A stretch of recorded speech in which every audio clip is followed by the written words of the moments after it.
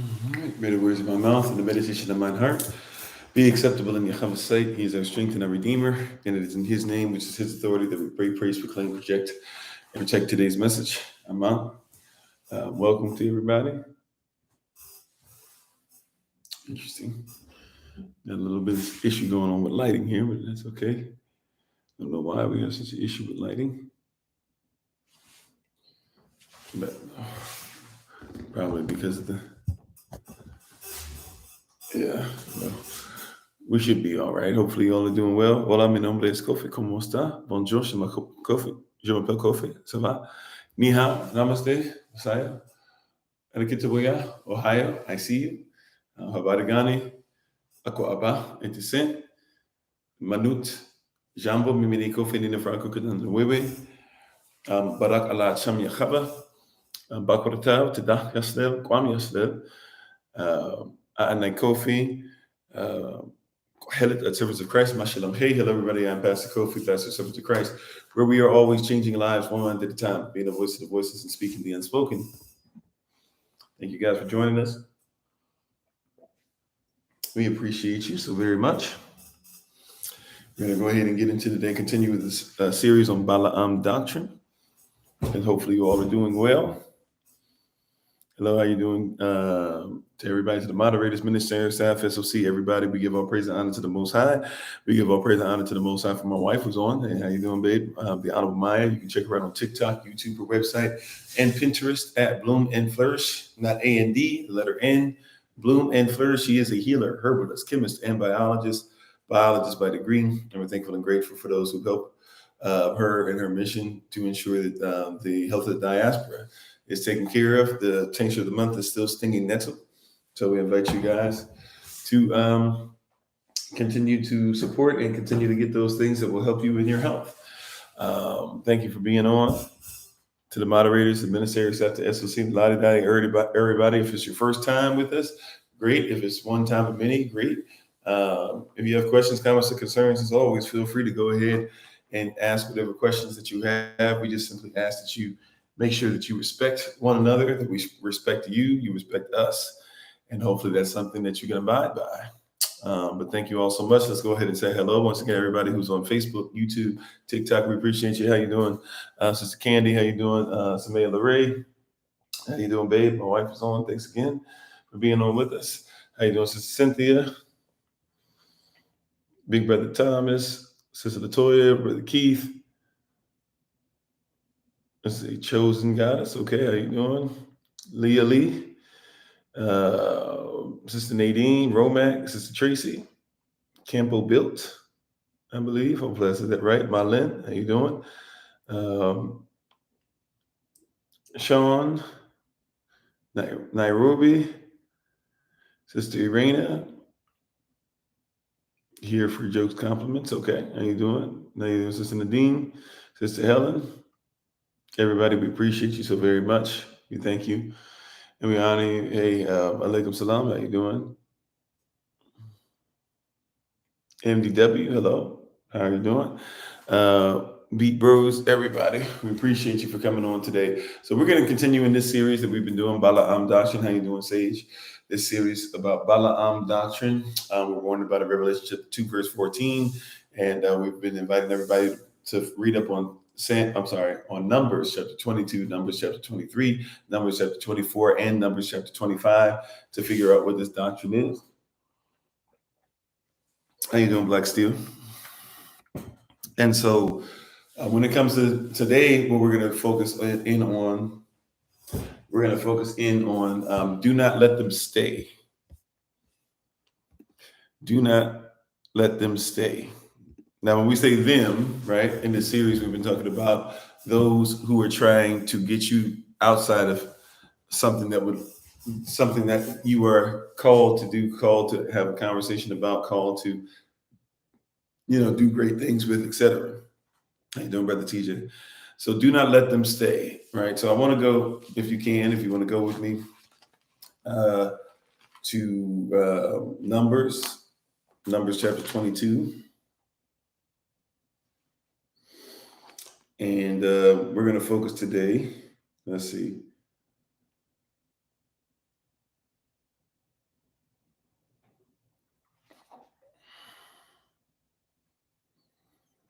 We're going to focus on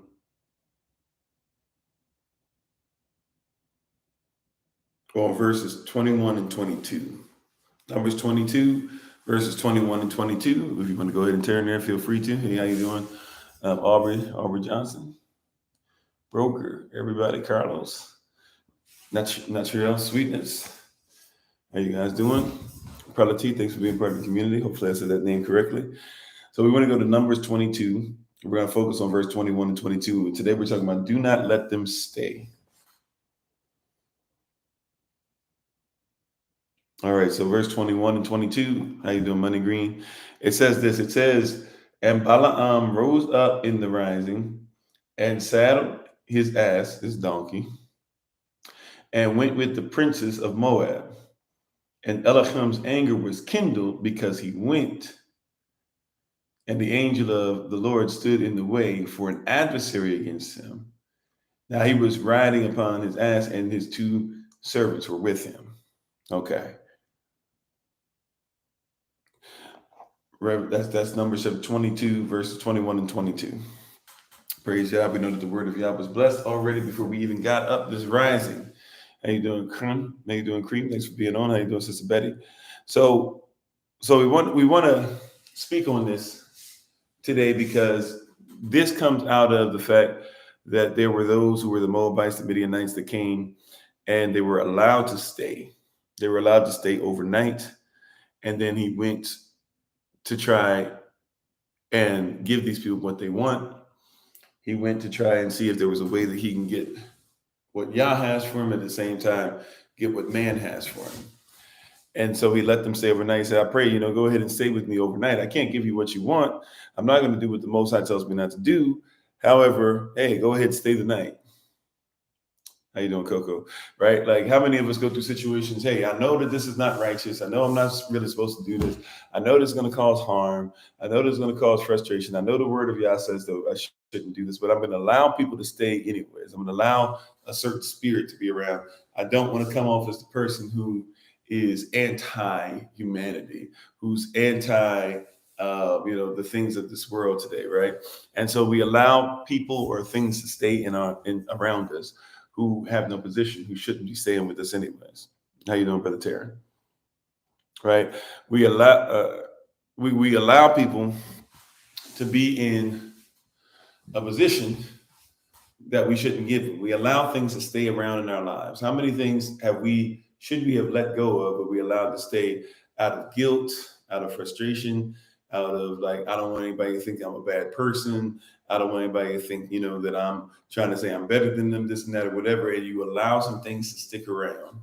And here it says that when Balaam allowed these things to stick around, when he allowed these people to stay, and then he was influenced and then decided he was going to try and go and meet with the people he shouldn't meet with, it says that the Most High's anger was kindled against him. This set the Most High off. This man had him burn up some,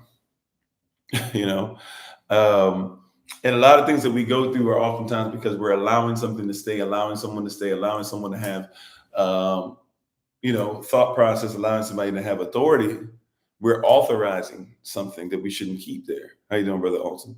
How you doing, Reginald? Right? If you're not careful, you will allow something to stay in your life that shouldn't be there at all.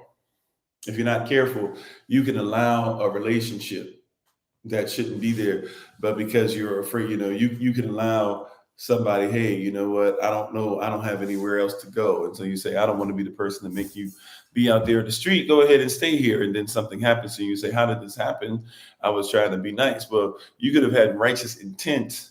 You could have wanted to help somebody, but at the end of the day, you could actually be causing something that's frustrating to stay in your life. Right? Could it be possible that some of this mess that you're going through is not because everybody's a bad person, it's because you allowed certain things to stick around?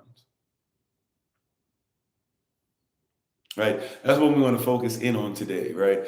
Is that there are some things that we have allowed as a diaspora to stick around. Surely we have gone through a lot of situations. Surely people have taken our native status from us or have gotten us to just give up our native status. Surely people have not taught us about who we are. Surely our brothers have been messed up by the system. Surely our sisters have been messed up by the system. Surely our children have been messed up. But the question now remains, if you know better, will you still keep those things around that you know better than to let stay around? How you doing, Sister Kimberly?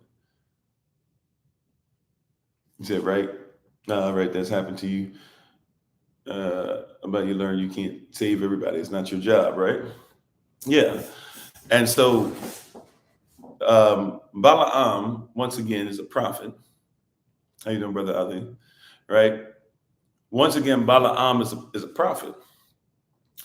And he has the ability to hear from the Most High. Whoever he curses is cursed. Whoever he's blessed is blessed. His enemies recognize this, but his enemies are trying their best to try and get him to do something he's not authorized, and they've offered him something that he has to struggle with, right? He loves money. He loves gold. He loves, currency.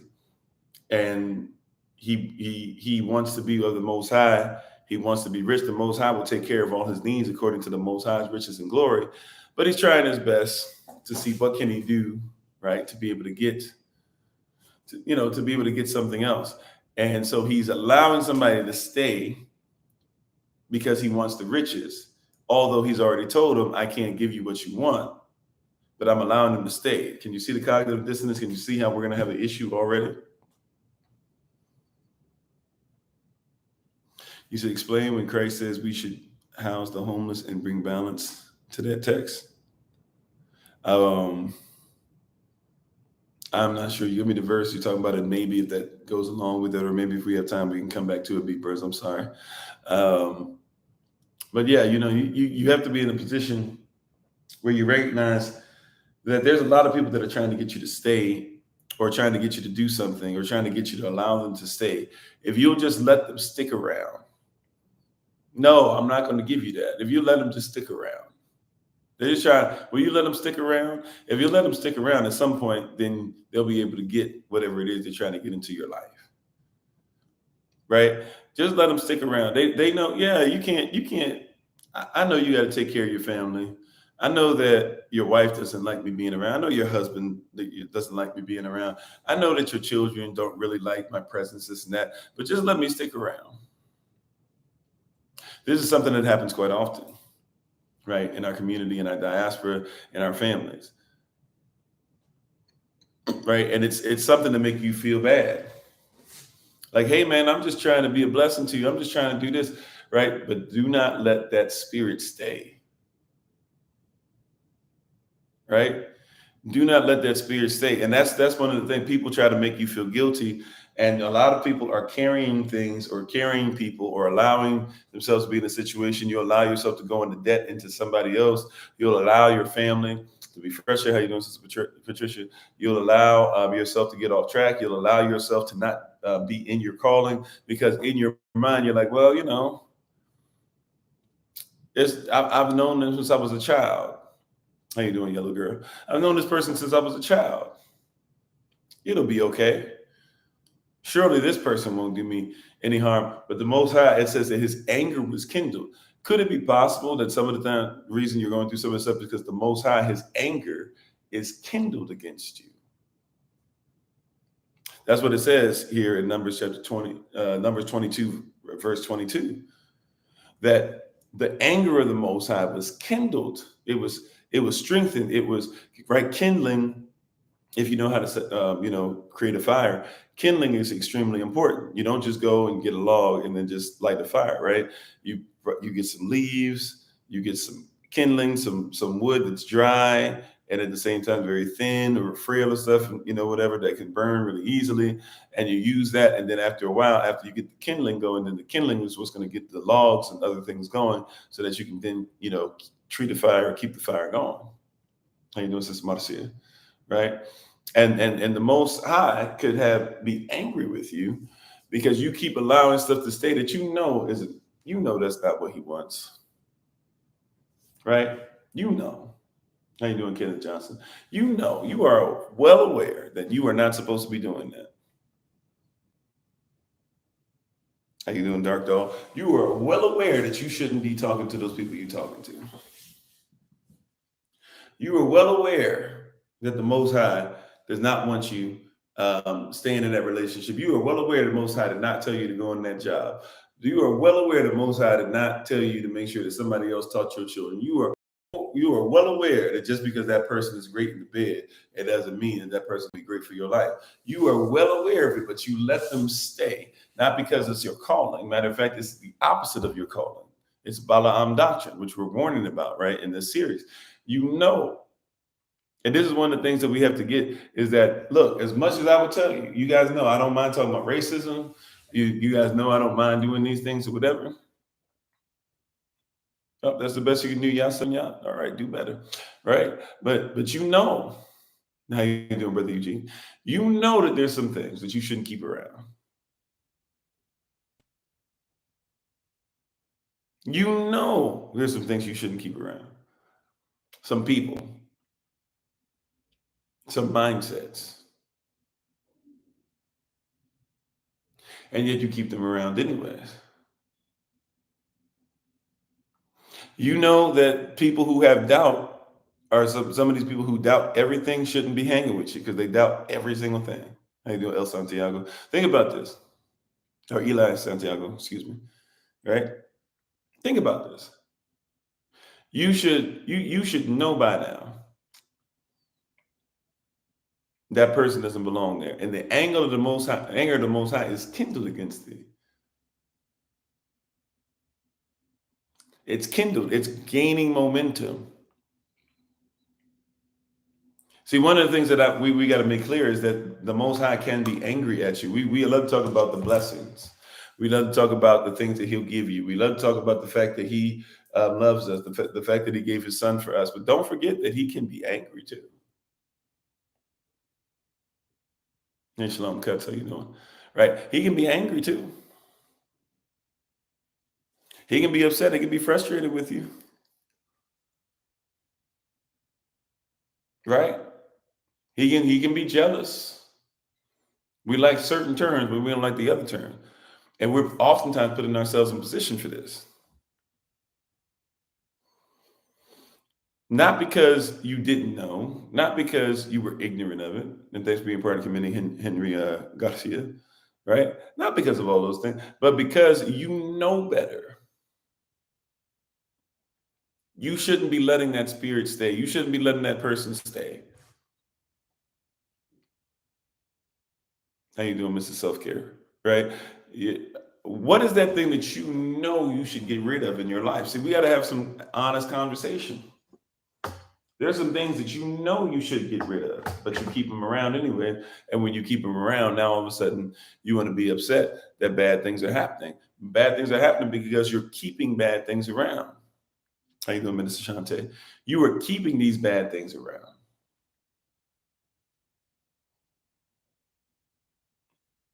Right? You are how many of you know that you should stop listening to some of the stuff that causes you anxiety? Everybody talks about anxiety. What are the things that you keep listening to that cause anxiety? Fox News, CNN, whatever. They try to feed off of your anxiety. They give you anxiety and then they feed off it. You could easily turn it off and make sure that you only listen to it every once in a while. Right? Sports networks. Sports networks, what do? They feed you anxiety. You feel anxious about your team. You take more pride, more responsibility. You let these things stay inside your team. Make sure your team is doing well. Yeah, exactly. That's a great point, right? How you doing? She travels. Know your triggers.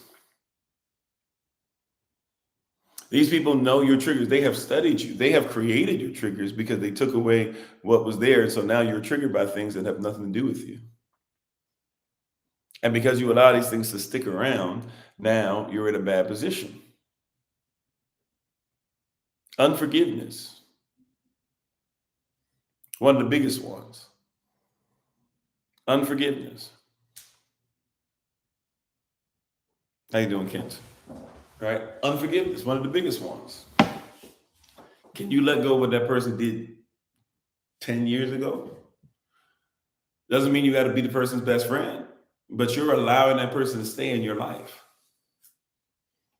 What are you keeping around? What is it that you're going through, all the stuff that you're keeping around that shouldn't be there anymore?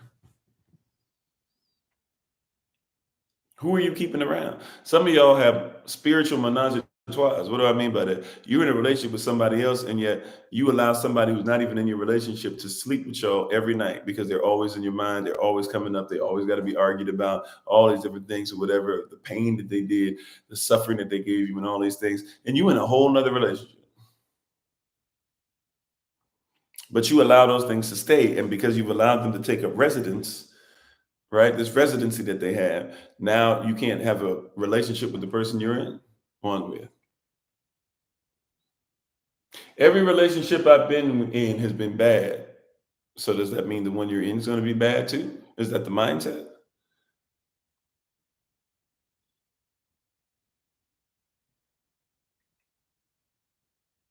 Right? Is that the expectation? Is that the standard?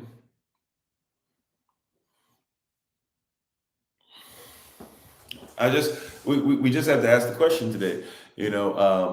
What are you keeping? Who are you keeping around you? I'm not even sure how long this might go today, for real, for real.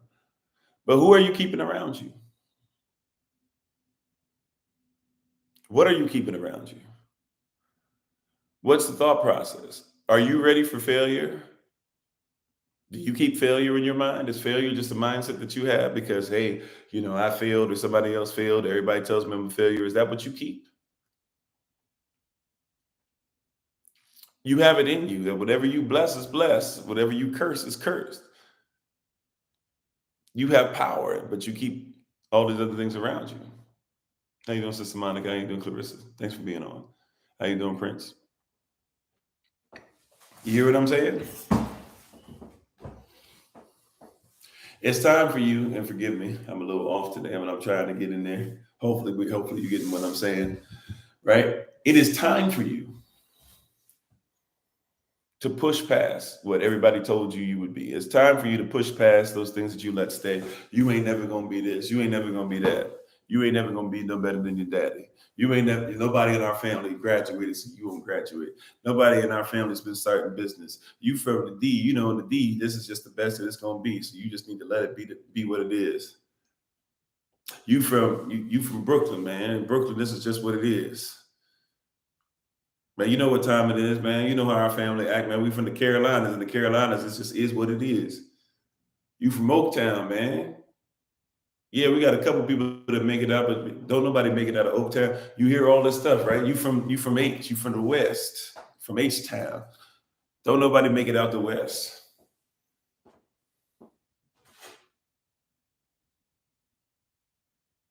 If you're not careful, you can keep some of that stuff on you. That should have no position in your life. If you're not careful, you can keep some of that stuff. And when you keep some of those things, right, they take up residency. See, watch this. Talk back to me in the chat real quick. If I allow evil to take up residence, right? If I allow anybody, right, to take up residence, what happens? If somebody gets to be in my house, if somebody stays in my house, if I start receiving their mail at my residence, what's some of the things that happen?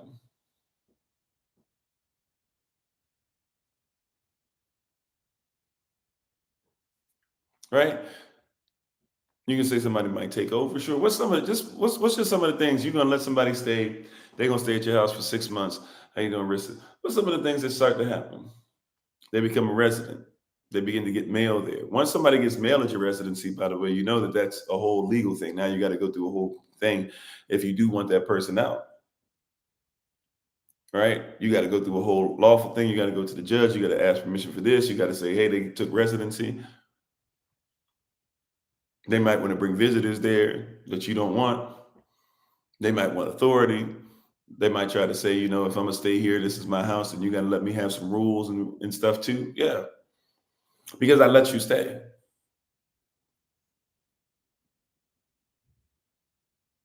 Right? You gotta say what's his name. It's not just random. I let you stay.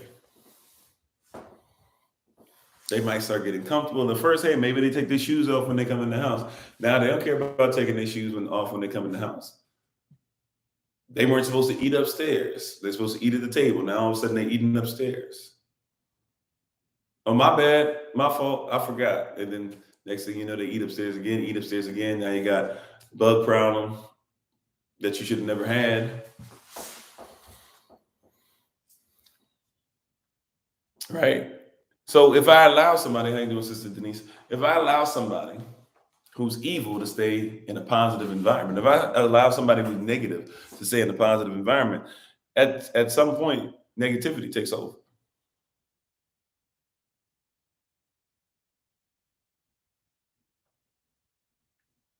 Right? They become part of your life, sure. But at some point, if I allow somebody who cusses all the time to stay, even if they try their best not to cuss in the house or whatever, at some point, if they start cussing, eventually I'm gonna hear cussing all the time. I'm not even trying to say that that's necessarily a thing that's so terrible that you can't have somebody stay over, but I'm just trying to get you to comprehend. See, what are some of the things that you allow to stay? Balaam said, "Oh yeah, go ahead. I pray you, please, stay with me overnight." Why? Because I'm trying to be a gracious host. Y'all came all the way over here. You offered me this money. I can't really do what you're asking me to say, but I'm gonna allow you to stay. Well, I can't do what you're asking, but I'll allow you to stay. Well, after a while, it's the influence is there.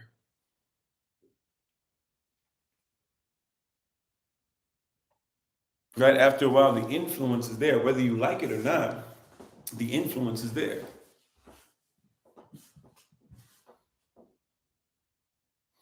Right? Whether you like it or not, after a while, the influence is there. Oh, I'm not into voting. I'm not into this or that. But you keep watching it. After a while, the influence is there. Now you want to talk about Trump versus this person versus this person versus this person. Now you want to talk about this. The influence is there. I've said this before. I'll say it again. Stop worrying about somebody else teaching your children. Florida's changing the law. Texas is changing the law. Mississippi trying to change the law. They don't want to make sure that we get taught. They were never supposed to teach your children anyways. Why are you trying to let them stay in your culture, in your community? Why do you want them to teach your community? The anger of the Most High is kindled against you.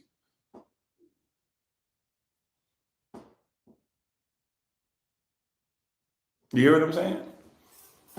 Like, like you're making him angry. You try to be lukewarm and trying to figure out why you keep getting vomited out of the family. How you doing, Sister Keita? How you doing, MIT Tamar? I see you. You hear what I'm saying? The anger of the Most High is kindled against thee. You're trying so hard to be something that you're not called to be. You're trying so hard to do this stuff. Like, why are they staying in your community? Why does this mindset stay in your community? Why is it that their degrees are more important than what your community says about you? We got to start asking, like, what have we allowed to stay? Why is it that we're trying to be Greco-Roman, but then trying to say that's what makes you black? I'm Greek, doing all this stuff. Are you Greek? No, you're not Greek, but you let it stay.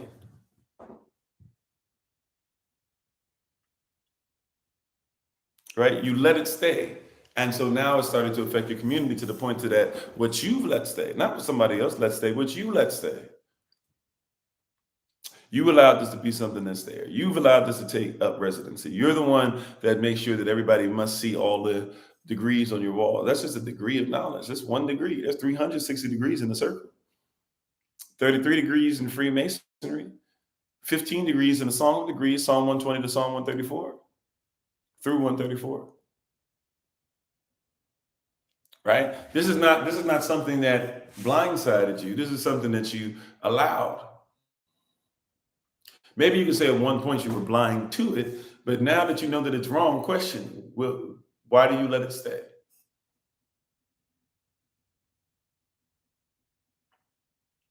In the Bible, no such thing as a marriage where somebody walks down the aisle in a white dress. Nothing, no such thing. Why do we let that stay? Just question. I mean, that's your Bible, right? Read your Bible, it'll bless you, right? How you doing, Sister Dawn? Your Bible don't say nothing about that. You said marriage ain't even real. Well, dependent, right? Depending on who you're giving it to, right? Who you register it with, because you could have a private contract for your marriage, and marriage is sex. Sex is marriage. You should get out the Bible and meditate. Well, if that's your thing, if you feel like that, once again, I'd probably say you've never read the Bible, especially if you don't know certain terms like barashat or alakwaya or yachabal or achabach. If you don't know those terms, then you probably never read the Bible. You probably read somebody's different version of it, right? Because you're using somebody else's context.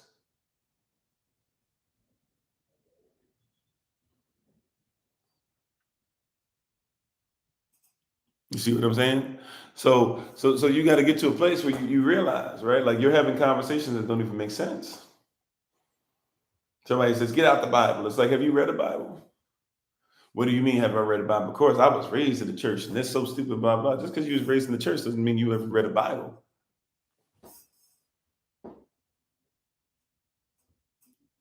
See, what are you allowing to stay?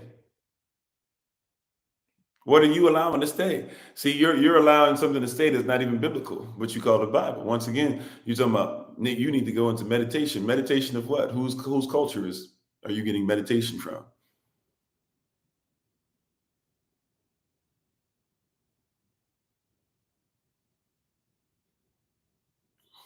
Right? Like a lot of people don't comprehend the difference between Yahshua or Jesus.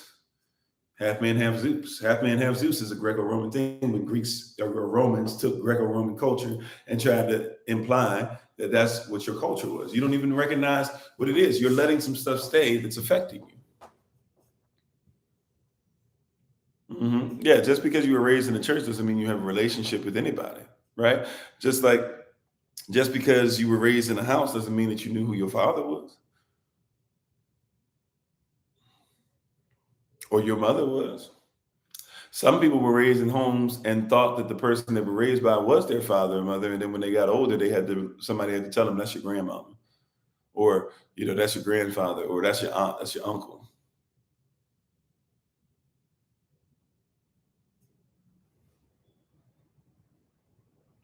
You know what I'm saying? But you let some stuff stay in you that says, oh, because I went to an edifice, because there was somebody who spoke towards me, that means they were speaking to my heart. They were speaking to my heart.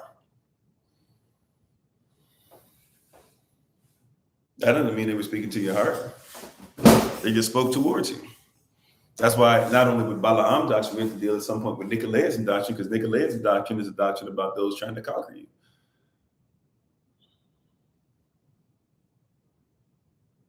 So a lot of people go to churches and you get conquered. Then you try to figure out what's going on. You say this thing feels like, white supremacy, whatever. Well, you might be going to a place to where it's not biblical, but it's somebody else's culture in there. Do you allow it to stay in your life? Is that the only experience? Is that the only prism you can see things through? What do you allow to stay? At some point, you got to kick out somebody that's not correct. How you doing, Sherman? Right. At some point, you got to kick out. When you find out that somebody's not righteous, you got to ask yourself why you're not kicking them out. We keep making excuses to try and allow foolishness to stay in. Righteousness means right, lawful standing. You know nothing about law. These people know nothing about law, but they are the people with the main influence over your life. You got to ask yourself why that is.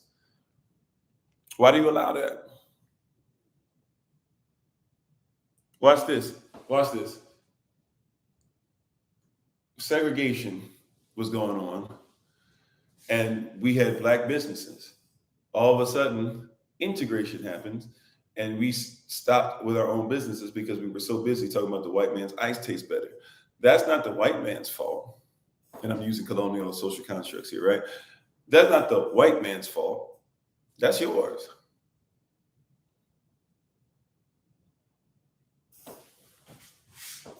You don't have to like it, but that's truth. That's not the white man's fault. That's your fault.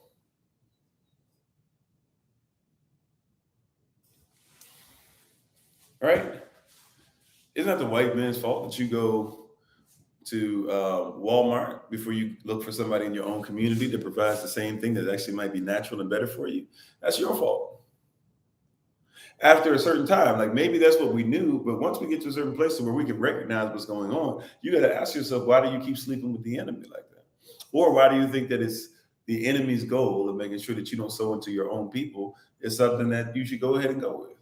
Because the enemy says it's okay that people who are of Jewish descent sow into Jewish people. The enemy says if people are Irish, they should sow into Irish people. The enemy has no problem saying that if you are Chinese, you should sow into Chinese people. If you're Japanese, you sow into Japanese people. Like nobody has any issue with that. But then when it comes to yourself, you have this. You let the enemy tell you that you shouldn't take care of your own. That's not the enemy's fault. That's your fault for listening to the enemy. At this point, why is he staying? Why does he take up that much residence in your space? People say stuff like, "Oh, you guys are a patriarchal society." Well, we believe in patriarchs and matriarchs, but our patriarchs don't look the same. So I don't keep what you keep trying to get me to fight. I don't fight it because I don't even listen to it. I don't observe it. I don't give it any time. It doesn't have a chance to manifest anything in my life because I don't give it any time. I don't feed it.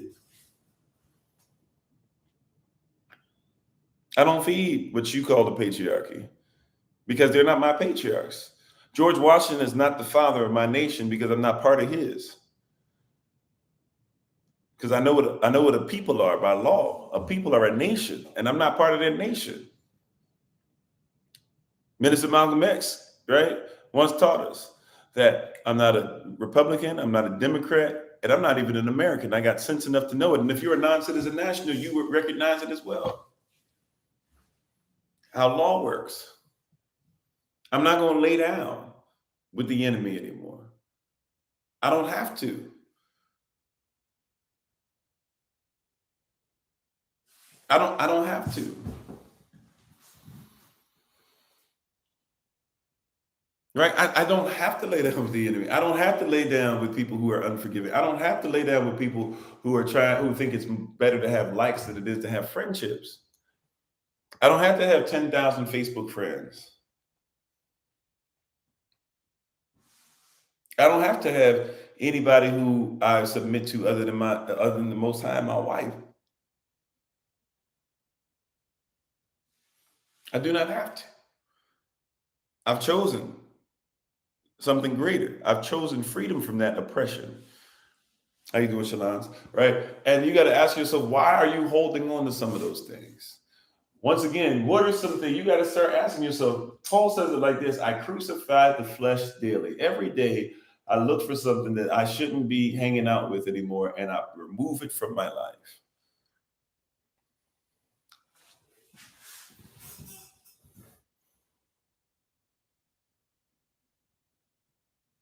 Yes, you can be in the military. Yeah. Right. I remove this every day of my life. I do not allow this to stay. I will not allow this to stay. I shall not allow this to stay. But you got to make a decision. All right. And are you willing to do it? Is this relevant enough to you? Are you, we talked about this yesterday, right? Are you willing to become authorized? Authorization takes some things. You will have to suffer through some things. Yes, but is it worth it to you? Is it worth it? For me, it's worth it to be able to wake up and not have to worry about what the average person is worried about. I'm not worried about how you're doing since tonight. I'm not worried about what the world thinks about the president of the United States of America. The president is just over a corporation. That's it. Whether you believe he was actually voted in, or whether you believe that he was, you were faked into believing he was voted in, or whatever, he's just over a corporation. If it's not my corporation, if I don't work for that corporation, then who cares about it? We were talking about this in Sovereignty 3 last night. For those who take Sovereignty 3 class, we were talking about this in Sovereignty 3 last night. And we were speaking on how you've got to be aware that if you're dealing with like the IRS and taxes, the last thing you want to do is fight over facts with the IRS. You don't want to get into this thing of they say that you owe this much, and then you start saying, well, I don't owe that much. There's no way I could owe that much. I think I only owe this. As soon as you say that, you say you owe something, right? If there's laws out there that say you do not have to pay taxes, if there's Supreme Court cases that say you do not have to pay taxes, then instead of engaging with them on how much you owe, the main thing is I don't have to pay. Right now, you need to know how to make sure that that stuff is there. You need to make sure you present law.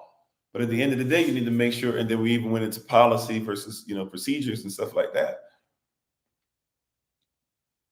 But you have to recognize, right? So you're getting in a so somebody calls you up about the from the IRS. They say you got to pay this tax or whatever. You say, oh, there's no way I could owe that much. If anything, I would only owe this. As soon as you do that, you've already agreed that you owe something.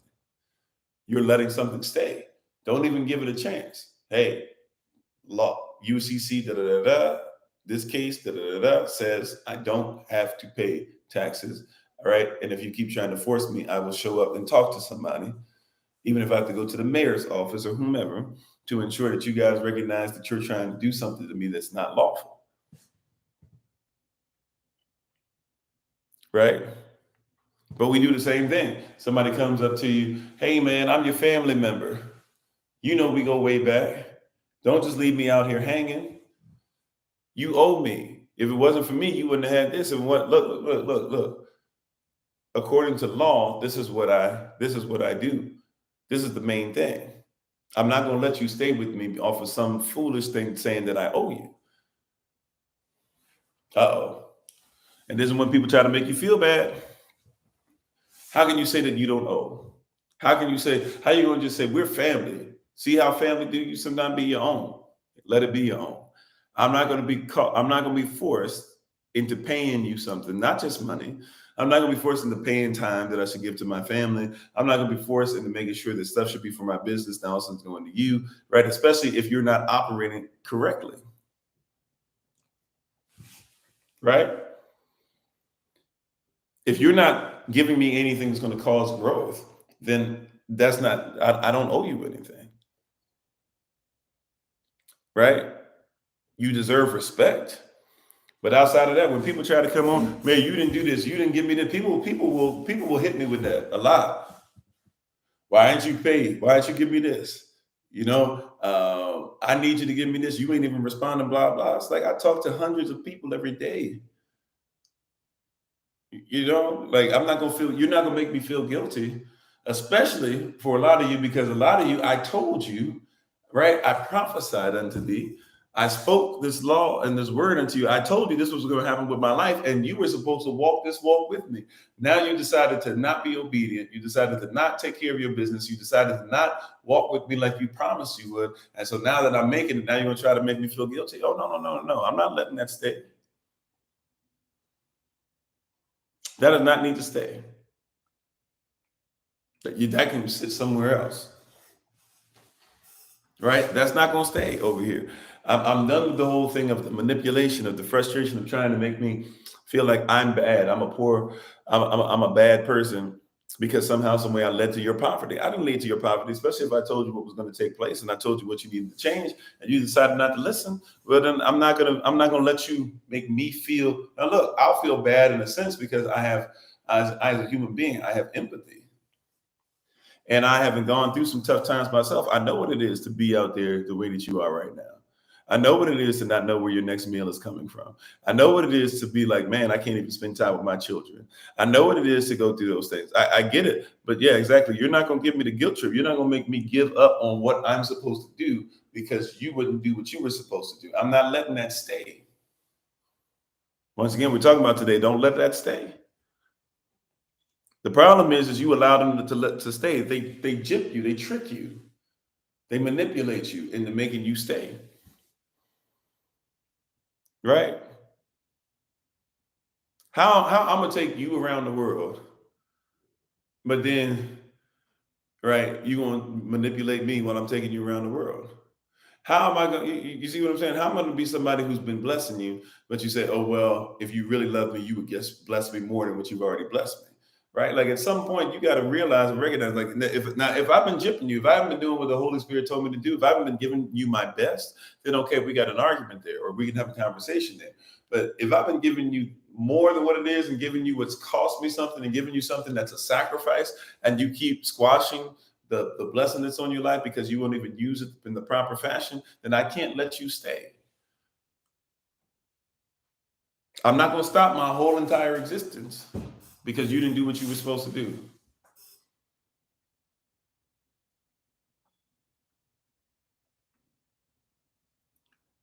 Right? And there's a lot of people out there who are so busy trying to get you to let this foolishness stay. They know who you are. That's what they said to Balaam. We know who you are. We know what you do. We know how you bless people. We know we see what's in you. But we're asking you to come against your own people, give you a fraction of who you are, right? Give you a little payoff here rather than something that will last eternally. Give up your eternity for a little payoff here. And and Balaam says, look, I can't do that, but I'll let you stay. That's the problem. That's what starts him on this journey, that he gets caught up and he has to run into the angel on his journey. How you doing, Iska? You see what I'm saying? And thank you for the love. Appreciate it. You got to get to a place where, see, he knew that they were wrong. He said, you were wrong. He said, I can't give you what you asked for. But then he said, go ahead and stay, though. How you doing, Brother Anthony?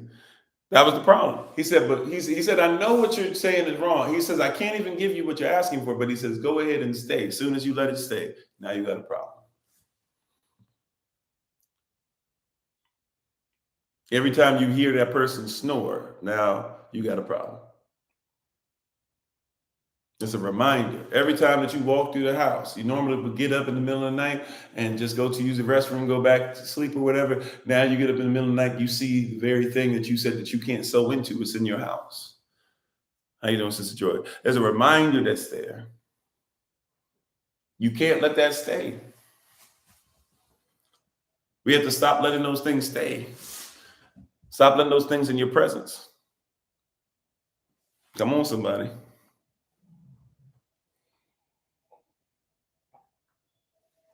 Stop letting that thing in your presence.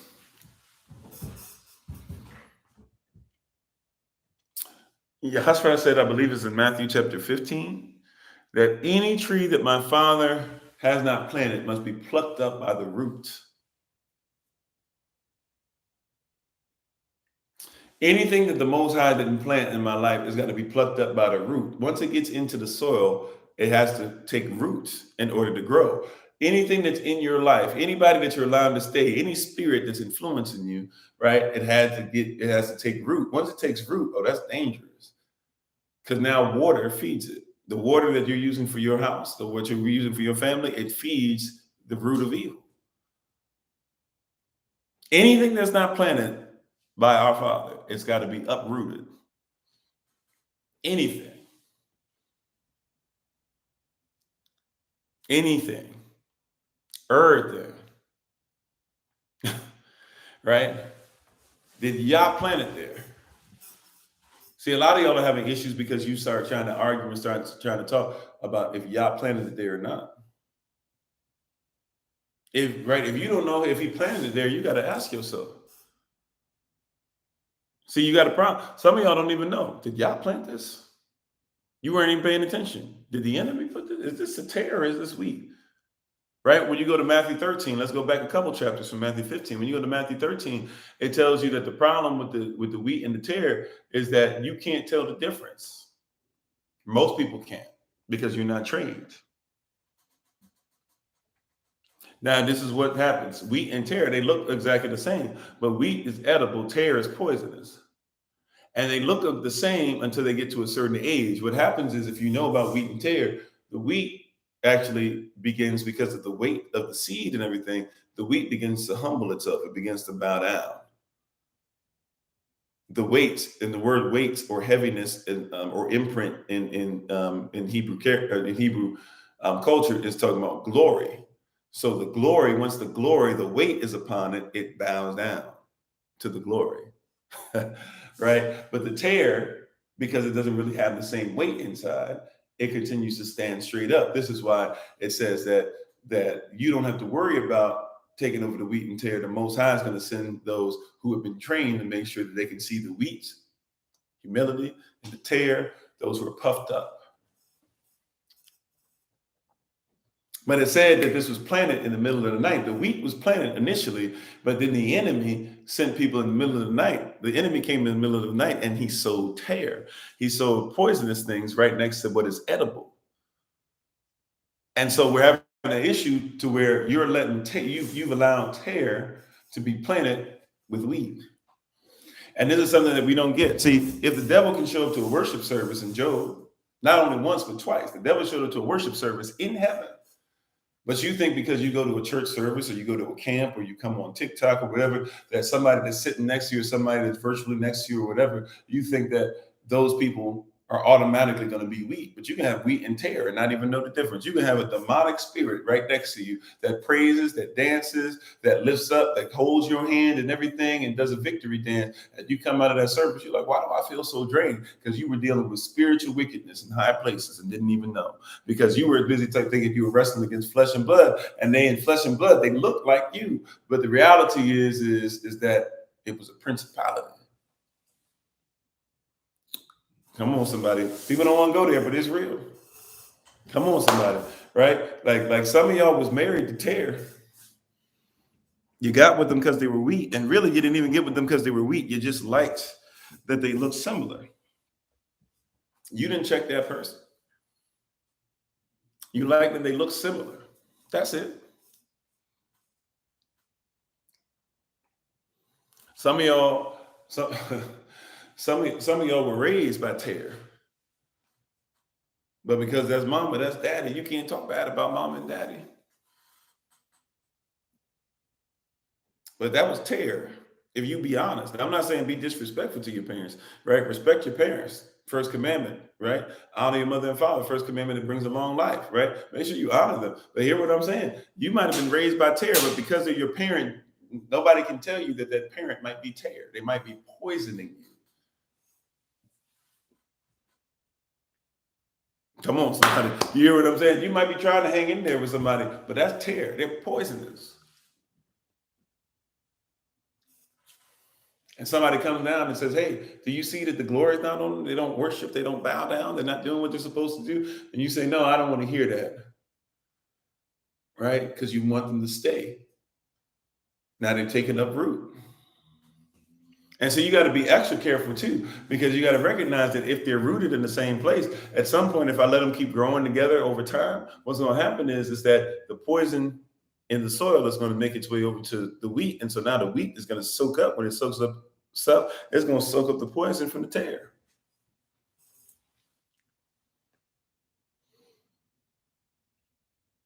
This is why your Bible in Matthew chapter 5 says something that's powerful in the Sermon on the Mount. It says, don't swear. Don't see some of y'all, you're so into things that look like wheat that you hear somebody swear. I swear on my grandmama's grave. I swear on heaven above. I swear, may lightning strike me. You better be careful, because see, that's tear behavior. You think that that looks like wheat because they say something that you deem to be positive.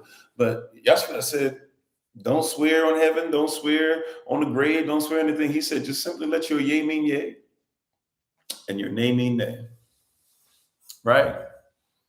I don't need you to swear on nothing. I swear I'm gonna be there for you, Pastor. We're gonna make this thing work. Okay, you ain't gotta swear nothing. We'll see. I swear I'm gonna do this, babe. I swear you ain't gotta swear nothing. We'll see. I swear, Daddy, I'm gonna do blah blah. You ain't gotta swear nothing, baby boy. We'll see. And thank you for the love. Appreciate it, right? Like, we allow things to stay that don't make sense. You're allowing behaviors to be in your life. You're taking on things. You're allowing people to do stuff. You'll allow people to say stuff to you like, how you doing, Freddie, man? You'll allow people to say things to you like, honesty is my best policy. How you doing, Sister Erica? You say, honesty is my best policy. But no, honesty shouldn't even be a policy. Well, every policy should be steeped in honesty, sure, but honesty shouldn't be your best policy. Why? Because I might have first best, second best, third best, fourth best.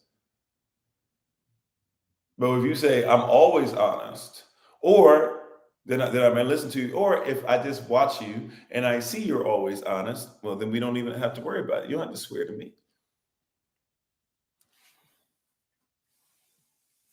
Hey, how you doing? Is it Eve? EYV? EV? I don't know if I'm saying it right. EYV 421. How you doing, Grand Rising? Right? Like you're allowing some behavior to stay, and you need to stop letting it stay.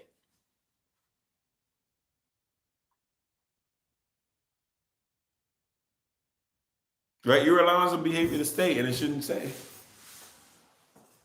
Men ain't nothing. Women ain't nothing. Men can't be anything without women, and women can't be anything without men. Let's come together. You sound sus.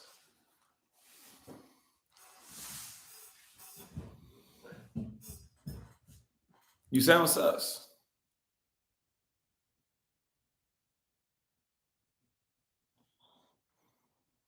Now, who do you think? Now, watch this. Even in this stuff that we do, right? Whether now it's become misandry is just as much of a thing as misogyny or whatever. But where did feminism even come from? This is why a lot of our sisters don't feel like women, even though they should be protected, feminism doesn't protect a lot of our sisters. Where does feminism even come from? Do you know? Now you're doing all praise to the Most High, right? Do you know? Have you ever done some research to figure out who Gloria Steinem is and who paid for her? Do you even know that name? And do you know how she got Black women to start talking about feminism? Because Black women didn't ever think feminism had anything to do with them up until Gloria Steinem. But do you know? Do you know about that? Right? Like, I'm not here to tell you that our women shouldn't be protected. I'm not here to tell you that they're getting everything they need. I'm not here to tell you that us as men are perfect, because that's all of those things would not be true. I'm trying to tell you, though, that you might not know where it comes from, right? CIA, right? Gloria Steinem, who's like, at least in America, like in different places, they have their mothers of, whatever, right? They have their mothers of feminism. But in the United States, if you're in the United States corporation, right? Feminism is basically something attributed to Gloria Steinem. Gloria Steinem is somebody who basically was paid by the CIA. She was a CIA informative, and the CIA wanted to make sure that they started doing things to control people. They control people by causing people to separate. Now, you must comprehend that feminism was never supposed to be for anybody else except white women. Feminism was something where you had white men who were like the slave owners and made a lot of money and stuff like that. You had these white women that would see them, sexually assaulting a lot of the slaves and all that stuff. And they went through seeing like them having children with them, and they even had to create the Casual Killing Act, because the white women, by colonial construct, white women were even killing the babies because they hated seeing these babies that looked more like their husbands than their babies did. And they didn't want anybody to be a threat to their babies being able to take over this money, which actually happened a couple of times where slave children actually did prove that they had a right to be able to take on the property of the slave owner, right? Because they were his blood. So, they were very frustrated by that stuff, and they kept being lied to. This. They said, the white men kept saying, one day we'll give you white women, our wives, we'll give you all this stuff, we'll give you the things we're promising, we'll give you power. They never gave it to them. So basically the fight was supposed to be these white women that never got the power. They want to get what the white slave owners had and have the same power they had, right? Now, it didn't become a Black woman's issue at all until Gloria Steinem is paid by the CIA, and she actually gets a Black teenage girl to write a book. You can look all this stuff up, by the way, right? She gets her to write a book and to talk about, and she basically infiltrates her mind as a teenager. She gets her to write a book, and she gets her to say that all Black men are terrible too, and all men, period, are bad. So any Black man is a threat to Black woman. And then and you see her in pictures with the little girl, Gloria Steinem, with her fist in the air, right? Misappropriation of culture. That's how that happened.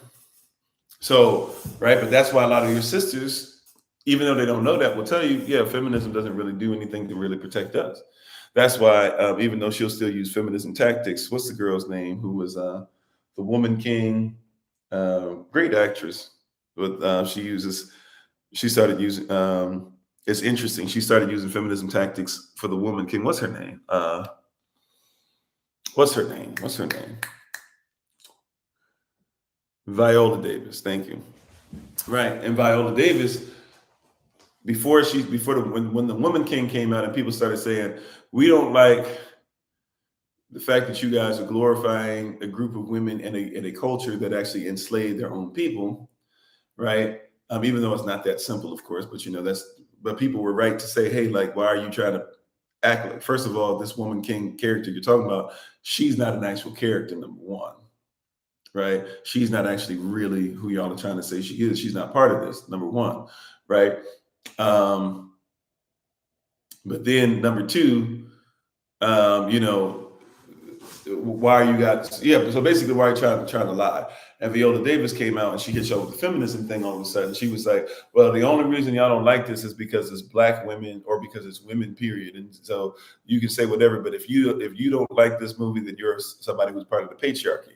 That's not what happened at all. But the interesting thing about Viola Davis, before she started doing this, Viola, I'm not sure how she pronounced it, but the interesting thing about Viola Davis is that before this movie happened, she had an interview that she did with a bunch of feminists and and so the woman was like, well, we need to fight for equal rights. And she said, well, look, people call me all the time for these roles, and they say, man, I'm basically like on the same level as a Meryl Streep and a Julia Roberts and all these people. And she said, I've gone to schools that these people didn't even go to. So she said, like, as far as what you guys say, I'm actually on a higher level as far as my schooling. But she said, you guys don't pay me. She said, not only do I not get paid what the women get paid or what the men get paid, I don't get paid what the white women get paid. So she said that we can't have a conversation about it being the same because there's differences between the black woman and the white woman. But here it is with the Woman King. And what did she do? She hit you with feminism. Why? Because she's been in the system long enough, right? She wanted to sell the movie. People called her out on something that she should have known better to do with her people, but she had allowed herself to stay in that. You stay in that Hollywood mindset, you stay in that mindset long enough, and the very thing that you were against is not the very thing that you're lifting up. And thank you for the love, appreciate it. You see that? So, and how you doing? Is it Angie? Angeg. Thanks for being on. So the same thing, right? She was against it. How you doing, Brother Vincent? She was against it, heavily against it. But all of a sudden, what? She was with it because she had stayed there. You hear what I'm saying? You allow something to stay around you long enough. This is why, even though people get mad with me sometimes when I talk about it, that's why I'm quick to be like, hey, stop talking about romance. Stop talking about romantic this, romantic that. You're not Roman. You're not in the Roman antics. No, you don't understand. No, I'm very, very careful to like make sure that you have culture together. Why? Because if you let that stuff stay there long enough, I'm not saying a man shouldn't do anything for you, but that's not romance, right? Those are just because something's romantic, right? Romantic means, like we've talked about this before. Why is it romantic to have a candlelit dinner? Because poor Romans could not afford to have candles or have lighting, and so when it was dark, you couldn't see what you were eating. So if you were able to have a candle, you was doing something. So you call that romantic, but being romantic, I want to see what I eat. I don't need it to be candlelit, right? My culture is not, I'm not going to throw away my culture. I'm not going to let something stay so long that it starts to defeat my culture, right? Why is it that you say the model should be skinny and frail and malnourished, right? And should be painted in? Her blemishes should be painted over, right? Those things that you call blemishes for us in our culture, those are things that she deserves. In our culture, a stretch mark is sexy to a husband. You know why? Because a stretch mark is something that shows that you were willing to allow yourself to be a sacrifice that my children would be here.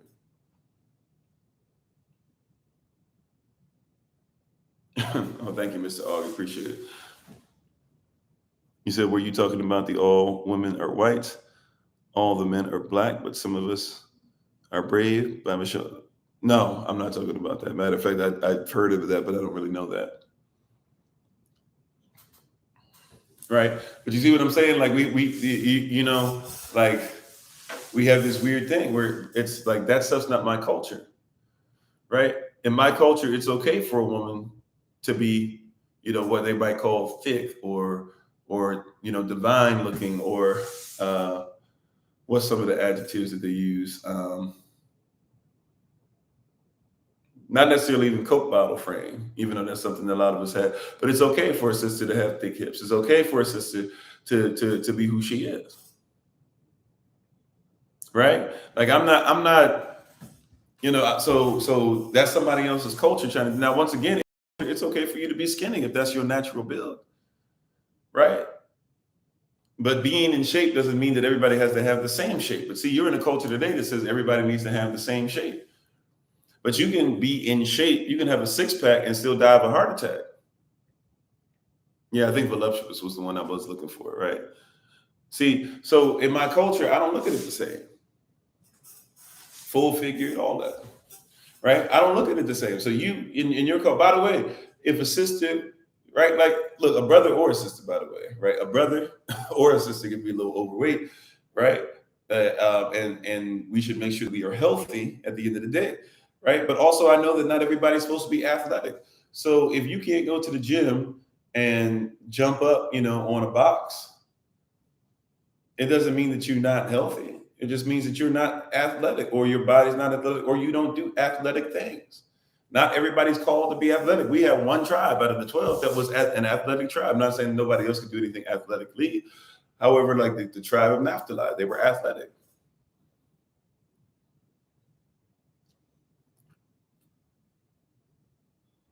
It used to be something to where when you went down, like when you go down south, right? When you go to my kin that's down south, and you go down there and you see certain women or you see certain men in a certain way, you say, "Oh yeah, they corn fed," right? What are you saying? Like you looking for that? And it's one of the things that you say, "Oh yeah, they eat certain things or whatever. That's why they got a sexy build like that." You look for that, right? When I go back to Ghana, if I go to Nigeria, I expect certain shapes over there. Not even from a sexual perspective, just I expect the people to be shaped a certain way. They're not afraid of it. It's not a bad thing for them to look like themselves. Some of them have a mindset of that, sure, because they were colonized as well. But look, if you look like you, it's fine.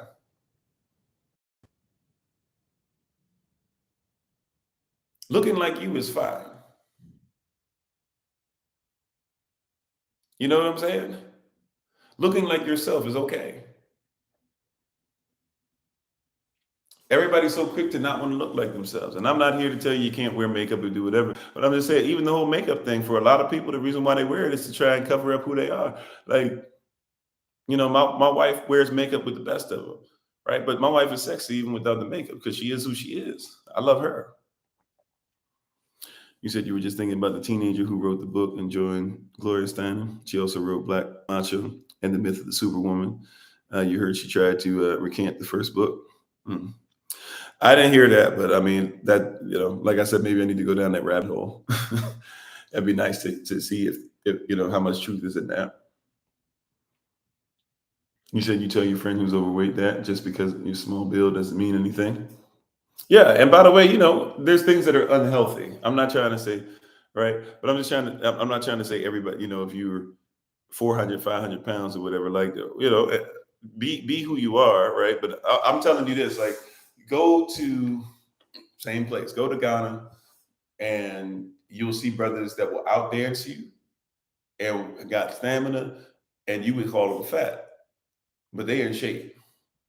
Right? You got sisters, and this isn't in Ghana per se, it's more maybe South Africa or certain places like that, but they'll do like the virgin dances and stuff like that.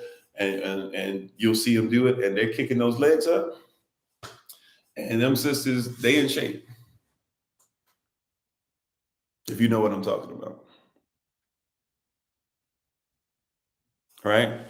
And so I'm not trying to say you can't what you can or can't wear. I'm not here to tell you I'm just trying to tell you, you would be very surprised at what kind of stuff you're keeping around, you're letting stay, and that's affecting you.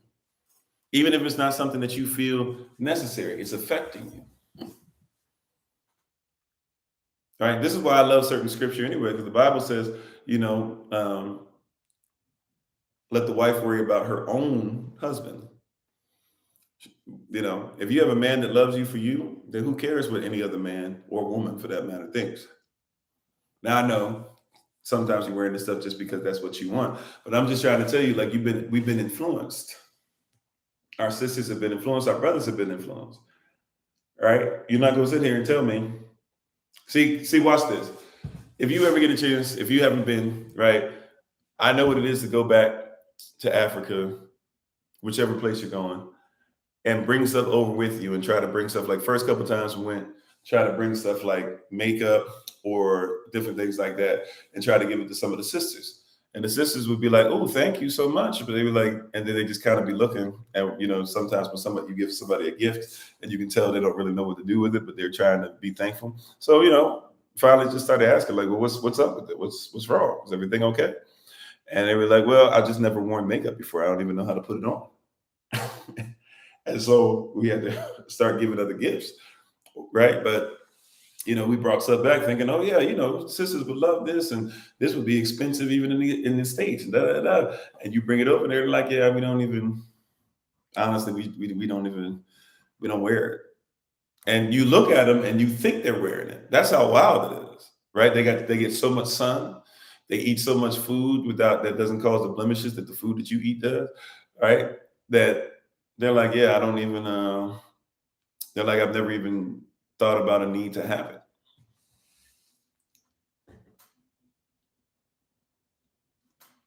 And how you doing, Sister Barbara? Well, that too. Yeah, people saw where the stuff originated from. You know, so they don't even think about that stuff though, right? They're in a. So you go over there, you try to give them stuff, and they're like, that's nice and everything, but we don't really have any use for that, right? So it's it's very interesting when people go into this stuff. But once again, if you let this stuff stay with you long enough, it affects you. And now Yah's anger is kindled against thee. And if Yah's not with you, right? If Yah's angry at you for something, you sinned, right? And so these things sinful, sin is anything causing us to miss the mark, right? Have you missed the mark because you've been trying to put on airs? You've been trying to keep up with the Joneses. You've been trying to have the white picket fence with the house. You've been trying to make sure that everybody, that you bow down to somebody else's positioning,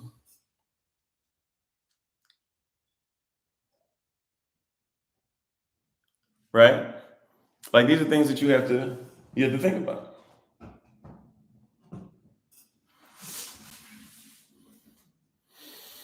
Yeah, that's even covetous, right? To want what somebody else has, which is a law, 10 Commandments. Do not covet, do not want what somebody else has, or try to wear what somebody else has. So you got to be in a position to where you're ready to carry yourself. And we've been carrying so many other things than ourselves. And this is where our PTSS, or post-traumatic slave syndrome, written by Dr. Joy DeGruy, this is where it's difficult to deal with. It becomes difficult to deal with. It becomes difficult to deal with these things when we're still carrying a lot of this foolishness, right? When we're still carrying things that cause death. Death and life is in the power of the tongue, and those that love it will eat the fruit thereof. But if you keep speaking death, we got a problem. A lot of people still speaking death. We got a problem. You can be carrying a language or a tongue that's not for you.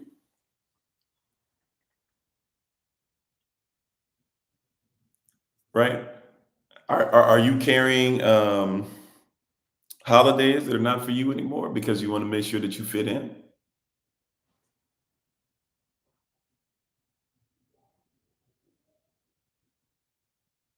Right? I mean, are you carrying holidays? Thanksgiving, before Abraham Lincoln told you it was about eating, Thanksgiving in Europe was considered to be a time of fasting. So when you hear The Bible say, enter into his courts with thanksgiving. You guys are thinking, hey, you're carrying our minds into what? Hey, when we come in here, we need to just be willing to give thanks. But when it says thanksgiving, it's actually coming from a mindset and the time that is written. The word they're using to try and give you a better clue into the more ancient thought process of it is when you enter into the courts, you have to fast, you have to give up something, you have to sacrifice something.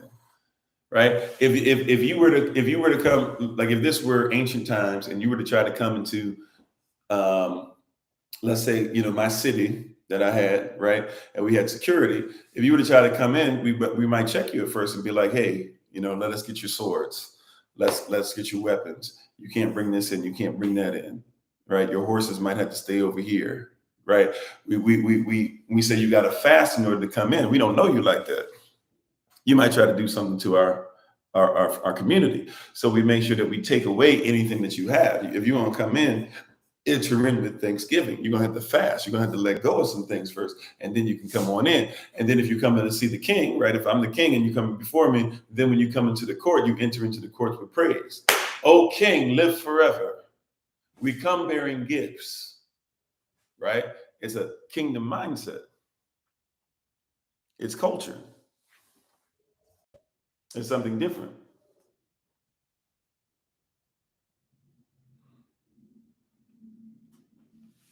Right?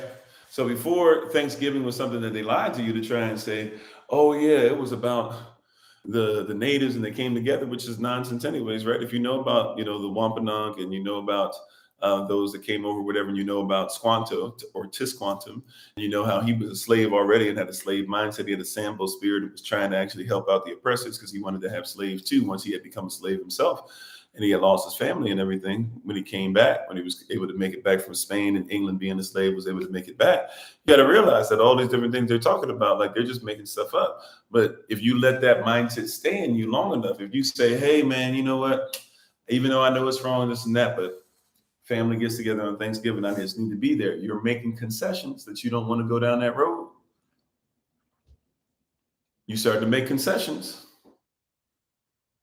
You're starting to make decisions that are going to cost you in the end because you're trying to be part of something that's not for you, something that's not even real anyways.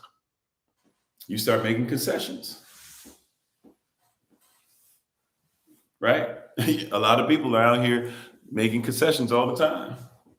I know this isn't right, but I mean, some of us are doing stuff just because it makes us feel great. So you let anything that makes you feel great.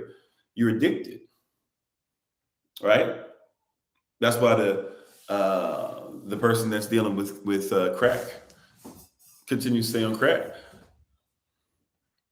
They know it's bad for them, but at the end of the day, they want the high.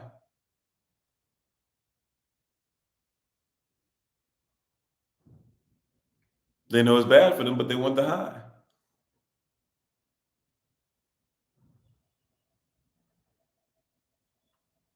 Right? Let me see if I can find it again. We listened to it before. There's a guy who was a former NASA, who worked for NASA. And he ended up getting strung out on crack. And they interviewed him.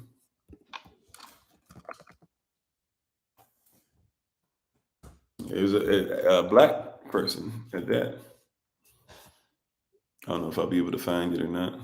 It took me a minute last time. But he was explaining, he was talking about all the stuff that he's seen people do, what they've gone through and stuff like that. Let me see.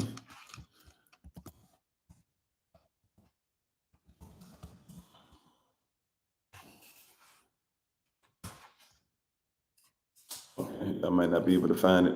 Maybe we'll find it another day. Yeah, but they interviewed him and they asked him about the stuff, and he was basically saying, like, yeah, up here it is. Here it is. Let's see if we can listen to him. Hopefully you guys will be able to hear it on YouTube. Hopefully we won't get any strikes. Let's see. We'll go ahead and let it play. We're just going to let it play, right? And this is something where this guy, he knows better. He knows he shouldn't allow this stuff to happen. He knows that he should be better. He knows that he shouldn't be dealing with this stuff, right? But he's gonna tell you why he allows this to happen. Matter of fact, if you're on I don't know if I can, well, you just have to listen to it. You just have to listen to it. right? But it's not that he is right. It's something that makes him feel a certain way. Okay, so let's listen, right? Because if you hang around something, even if you know it's wrong, it eventually takes over. Let's go ahead and listen in though. Am I to conclude that you're finished with it? No, don't conclude that. I probably now, on the average, spend $100 a day. It's about 2 o'clock now. Have you had any today? Not yet. Not yet? But you can believe when I leave here, it's probably my next stop. Hey, you're a well-educated man. You have some experience in engineering. Yes. You have earning power, obviously. Right. Why would you be fooling with this stuff? You can stand by and see what's happening to your own life, can't you? I used to say the same thing. I used to witness people, and even people who were close to me, have their lives destroyed by it. And I used to witness people sit in these places and spend their last penny. And I say to them, how could you do such a thing, you know? But once you have tried it, you become the anchor banker, you understand. It's that much of a feeling or a sensation that it has wrecked lives, careers, broken up homes. It's just something you can't really describe. What kind of shape is your life in now? Well, I've been a little bit more fortunate than most that I have a roof over my head. Some people who are into crack usually pay their rent months in advance so they don't get evicted, the smart ones. Because believe me, brother, if whatever money you have in your pocket, you walk in there with, you're not going to walk out with it. So how much do you have on you now? A little over $200. And you're going to blow all of that? In about an hour and a half. What's the most you've used in a day? The most I ever spent was $1,300 in 6 hours. $1,300? $1,300 in 6 hours. I can't even describe it. I defy anyone to try and tell me it's the most pleasurable thing that they've ever experienced in their life. However, I would never tell anyone to take it. But once they have, I dare them to tell me that it's not the best feeling they've ever had. You love it, don't you? Well, I don't know if I'd say I'd love it, but... well, it's the best feeling you've ever had. You know what most people automatically think. Right. And it's better than that? Yes. It's better than that. Then you must love it. It's nice. Now, I'm going to come down hard on you. Crack has made you its punk, hasn't it? It's got you running. It's got your nose open. Right. And it's your master. Yeah. You admit that, just like that. Sure. Some people won't. I know a lot of people who are undercover crack users or in the closet, but I have no qualms about saying that. Do you know anybody who uses crack and controls crack rather than vice versa? No. Crack is the boss. They will make you crack up. Crack is the boss. When you take that hit, that starts talking to you is now in control. You're not yourself anymore. You get up in the morning and that's the first thing you think about? Sometimes I dream about it.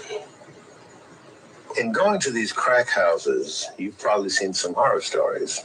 You probably have a whole list of them, don't you?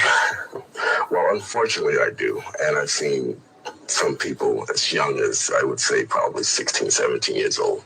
I have been in a crack house on occasion where a young girl came in with her father, and she couldn't have been no more than 16, 17 years old.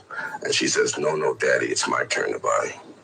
I've been in a crack house where I saw a girl in a Catholic school uniform come in, and she couldn't have been no more than 16 or 17 years old. And she bought some cracks and left. And she didn't even go home and change clothes for her, so you didn't even send someone else for her. She came herself. I've seen telephone repairmen, the equipment and all, in crack houses. I've seen security guards in crack houses. I've seen transit workers in uniform in crack houses. And I guess it disturbs them not to be there because they are there sitting, smoking away. I've seen people come from New Jersey, go to a crack house, gas tank on empty, and can't even get home. I've seen people go to lunch and never go back to work. I personally have smoked crack in Harlem Hospital in the ladies' room with a girlfriend of mine who used to work there. I've seen women who will come to a crack house with their children and have them wait outside 8, 9 o'clock at night. Have the children wait outside? Wait outside. Children 4, 5, and 6 years old are standing outside waiting for their mothers, and the mothers are inside smoking on this crack. I seen a girl one day brought her baby to the crack house, and she was in such a rush to get high that she couldn't wait 20 minutes to cash her check. She pawned her child to the crack man and says, "Please give me a dime. I'll be back in 20 minutes. Hold my baby." Pawned her child? Yes, for $10. Bob Williams died not long after the interview I did with him.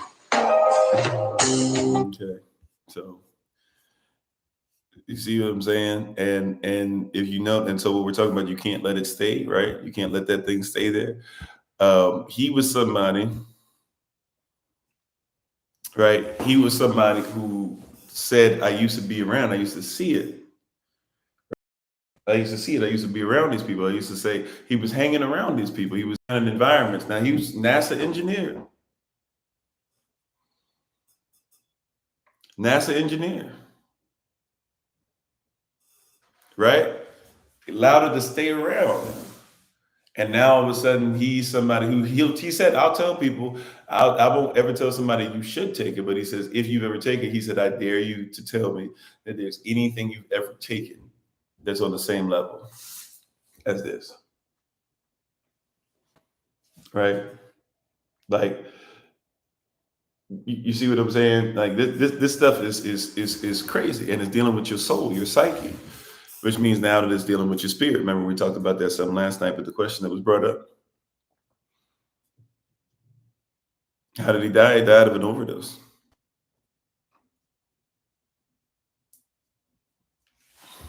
Yeah, and some people do it because they're in the artificial world, sure, trying to numb the pain.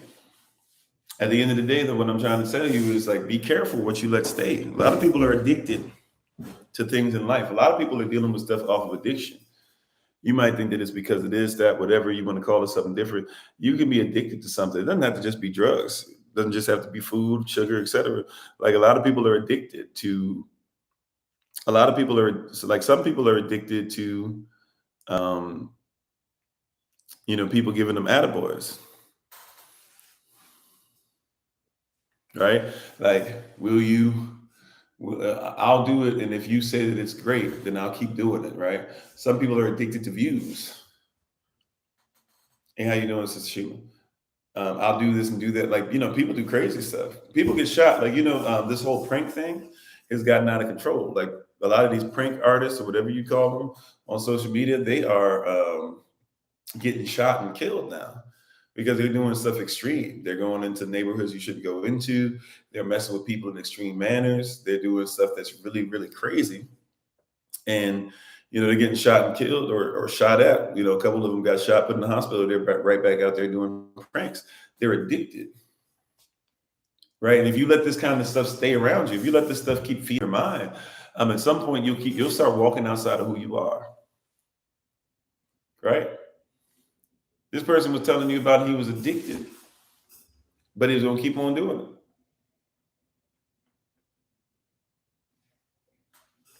Why?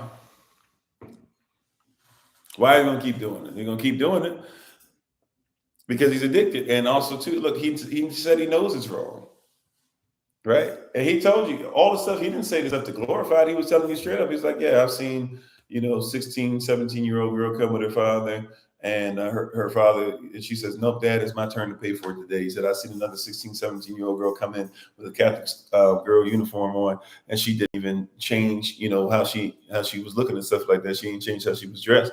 He said, I've seen mothers come in, with babies, 4 years old, 3 years old, and they be inside smoking crack, leaving the baby outside. He said, remember, he even said, I saw a woman come with her newborn baby and couldn't wait to pawn her, she needed it so bad she couldn't even wait to pawn her check.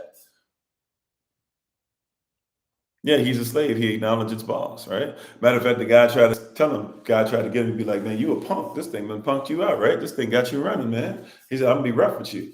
And the guy was like, yeah. He didn't even hesitate. Like that first time I saw the video, like years ago, that really messed with me. He was like, man, this thing got you punked, got you scared. He's like, yeah. Like he didn't even try to fight it. But in that environment, right? In that environment, that's what it's supposed to do.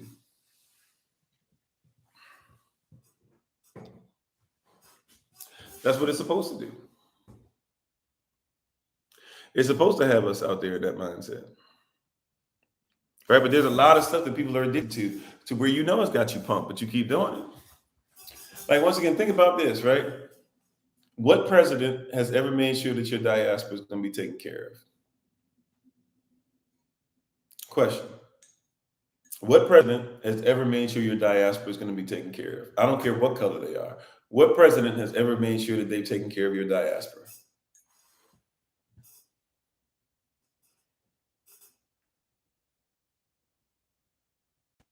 The answer is none. Not a one, right? Right? But you still vote. Now, why do you vote? Could it be you're addicted to being able to wear the little sticker and say, today I voted?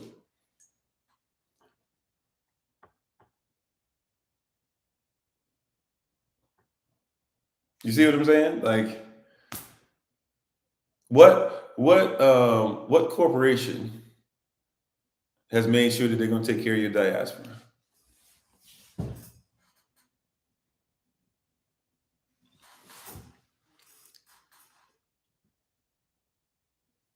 So why do you keep dealing with corporations? In your mind, this is just the best way to go, right? It's crazy. You remember when everybody used to want to get the perm? Everybody had to get the perm, not just women. At one point, brothers were getting the perm just as much as the sisters, right? The perm was killing people. People kept getting it, though. Why? Because you were addicted to looking like something that wasn't yourself. You wanted to escape the reality of self or the reality of your people rather than change or fix the reality of your people. We tried to change who we were. Well, S curls and stuff too, for sure, right? But I'm talking about even going back to, if you go back to even like what, the 30s, the 40s, you said, let your soul glow. Right, but right, like even that scene, y'all seen the scene Malcolm X, when he's trying to wash the water out of his hair or whatever, or wash the perm out of his hair at the toilet. And the time before that, he was trying to hold on, he couldn't hold on that long, and then they had to wash it out of his hair. It'll kill you though. Why would you do that to yourself? Like, you dying, cancer. But you're addicted, and really addiction, people that are addicted to something are addicted to something that helps them to escape the reality, but not just escape reality, escape their reality.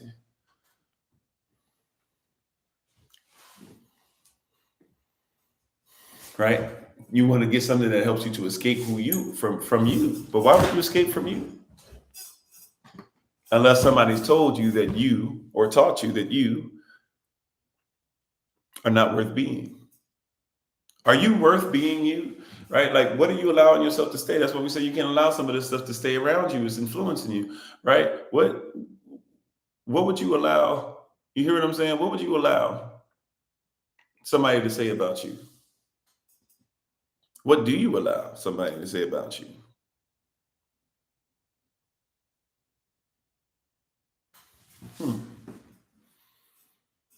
What do you allow people to say about you? What do you listen to when people say stuff about you? That's a great question. Who are you? And why do people who don't even know you or care about you or care about your culture, why do they get to have conversations about you with you? If anything, they should have a conversation behind my back because they're not in my inner circle. But why are these people, you're allowing them to be in the inner circle? Why do they get to have conversations about you? Why do these people get to teach you who you are?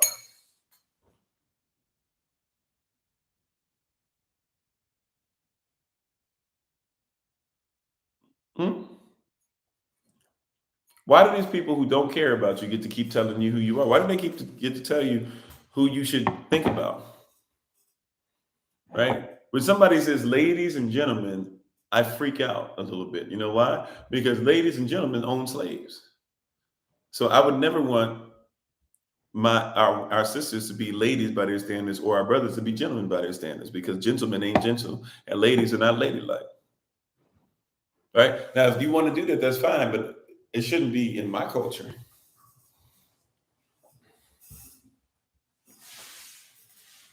It's not in my culture. It's not of it. Right? Somebody might say that's a personal thing. And if it is, hey, that's a personal thing. All right. But I recognize that a lot of people that they tell me are ladies and gentlemen, look them up and see what they did to my diaspora.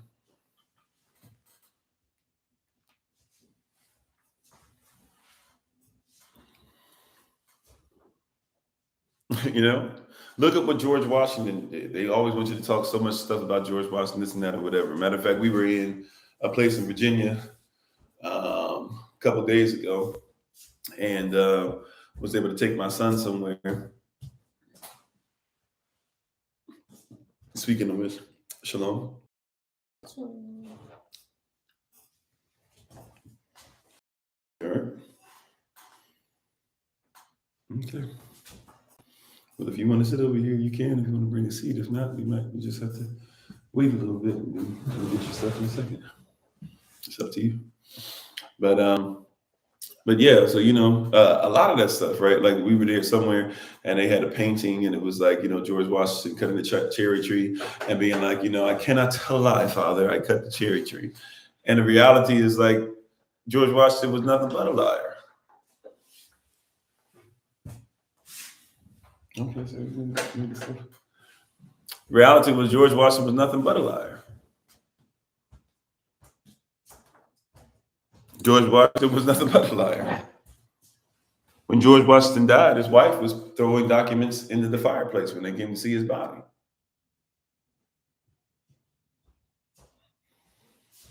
Everybody says George Washington was somebody, he just wanted to go ahead and fight for freedom. He just randomly showed up. George Washington used to show up in his English uniform. Remember, they were British. Don't let them fool you, right? It was a civil war. It wasn't no revolutionary war. It was a civil war against their own people. But he used to show up in his British uniform every day to these meetings that they had to try and let them know that he needs to be the commander in chief. And they didn't really have anybody with enough experience to be a commander in chief. But he wanted to tell them, hey, like make me the one, make me the one, make me the one. Right? George Washington was out there SAing the slave women. He wouldn't even call them women, he would call them N-words, right? George Washington had cognitive dissonance because his wife was passed for white. She was a black woman. And the person that he went against, King George, had a wife that didn't pass for her. She was known as a African woman. But both would have had slaves. Right? Like you're dealing in a lot, but you keep that around long enough, you say, I need my children. What happens is what? You start believing he's the first president. You start believing he never told a lie. You start not thinking about the fact that he had, that he used to rip the teeth out of his slave's mouth. Right? You start thinking about the fact, why did he need dentures by the time he was 30? Well, by the time he hit 30, he had no more teeth because all he ate was sugar. He never actually ate real food. They never talk about the fact that George Washington literally took all the natives that were in New York and pushed them out.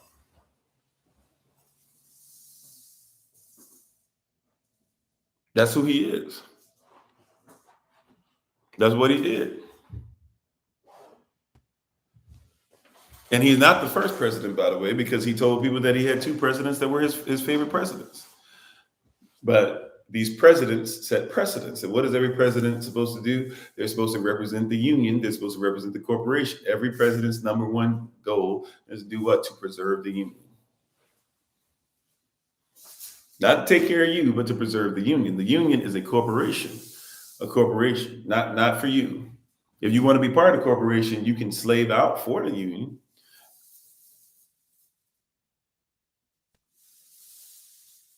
But either way, you're talking about a corporation. It's different than what you think it is. So we got to be careful what we're letting stay. I don't really have much else. Actually, I'm going to try and take it a little easy today anyways. I'm going to be back in front of you guys later on for Patreon and for the live and for classes. But I'll try to take it a little easy today. Anyways, I'm still not back to myself, actually. I think I might have had something from vegetables or something the other day. I'm not sure, but I'm having a little bit of internal stuff going on here. But I really don't have much anyways left. We thank you for the Holy Spirit. Anybody thank the Holy Spirit for giving us this word today. Anybody have any questions, comments, or concerns? Any questions, comments, or concerns, real quick? Because I'm done. I don't have anything else to add. Any questions, comments, or concerns anywhere? YouTube, Facebook, TikTok. I know this isn't as long as we normally go, but just be obedient. I'm done. So if there be nothing else, I'm trying to make sure I give any opportunity. Right, we'll do our Q&A today. Matter of fact, we got to keep on talking about our the spirit, the soul, and body. You said, is there water above the quiet? Yeah, there is. It was designed to make sure that it kept the water above. Yeah.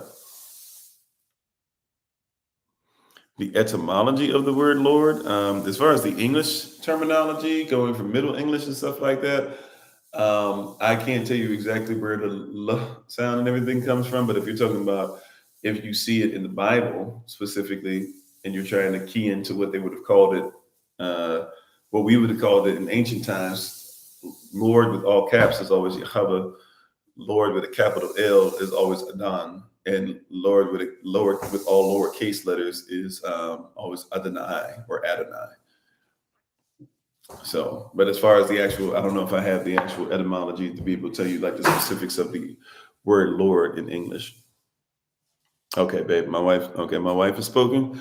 She said, please get some rest. Okay, there we go. All right, so I'm gonna be obedient. My wife has spoken. I'll leave it there. Thank you guys so much. And I appreciate you. I thank you again, right? And we appreciate you so very much. Thank you for the love and everything. I'm going to go ahead and take my leave. We'll do our shout out. If you're on TikTok, we're going to do our shout out at the end. If you don't know what that is, just stick around. But thank you, everybody, for being on. Please check out my wife, as always, the Honorable Maya, on TikTok, YouTube, her website, and Pinterest at Bloom and Flourish. Not A&D, the letter N, Bloom and Flourish. She is a healer, herbalist, chemist, and biologist by degree. What was I going to say? We give all praise and honor to the Most High, Yahweh. Those who have who are on Patreon, I'll see you tonight, 7 p.m. Eastern New York time. Those who are on the live, we'll try to get on at 7:45 to about 8:15. Those who have cryptocurrency, will continue cryptocurrency class at 8:30 p.m. Eastern New York time. Those who have Hebrew characters will do that at 9:15 p.m. Eastern New York time. So thank you guys so much. Appreciate you. Continue to pray for each other, lift each other up. Continue to pray for myself and my family. If you don't mind, we know that you guys do so much. And thank you. We really appreciate it. So if you're on TikTok, stick around for a little bit for the shout out. To everybody, though, on all the platforms, thank you so much. As always, it's been Pastor Kofi, Pastor Servant of Christ, where we are always changing lives one mind at a time by being a voice of the voiceless and speaking the unspoken. And until I have the great privilege, opportunity, and responsibility of being in front of you all again, please remember, as always, Yasta, that you are loved, you are necessary, you are majestic, you're fearfully and wonderfully made, in you, which is all of us working together, will be the reason why people who are in this system no longer have to be of it. Shalom, family. Peace. If you are still on TikTok with us, this is how to shout out.